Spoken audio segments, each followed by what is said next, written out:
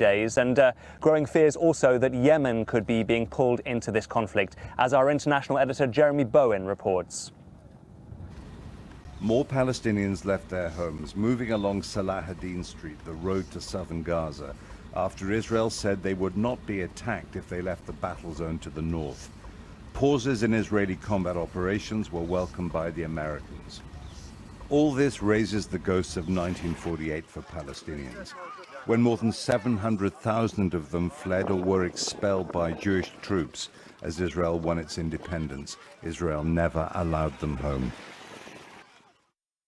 Two of the Gaza hostages were in new videos. Hannah Katzir blamed Benjamin Netanyahu, Israel's prime minister, for their plight. So did Yagil Yaakov, who's 13.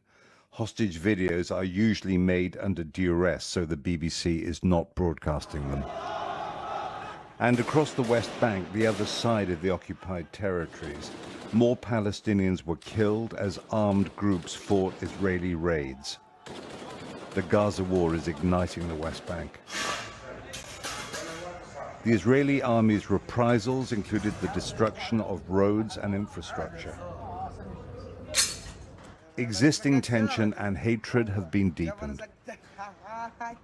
The danger remains of the war spreading across the Middle East. In Yemen, the Houthi regime, an ally of Iran, posted more videos of attacks on Israel with missiles and drones. So far, they've all been intercepted by American and Israeli air defense systems. Mohammed Ali Ahouti, a senior man in the regime, gave the BBC an interview from Yemen's capital, Sana'a. He said Islam legitimized attacks on Israel, which he called the entity. Do you think the war here in Gaza and Israel can spread elsewhere in the region? If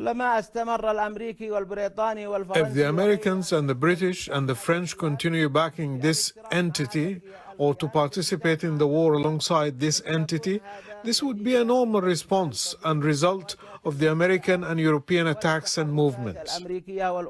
There are people who say that you're attacking Israel because Iran told you to.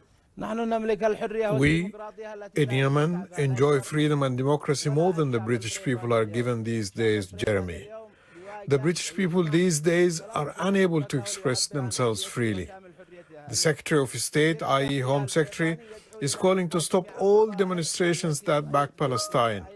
Where is the freedom and the democracy that you enjoy in Britain? Not a straight answer. They were digging through the ruins in Khan Yunis, part of the area of Gaza Israel has ordered civilians to get to. What is certain is the dispossession and loss suffered by Palestinians caught up in Israel's war to crush Hamas. They might have dreams of home. Many already know that Israel has turned their homes to rubble. Jeremy Bowen, BBC News, Southern Israel.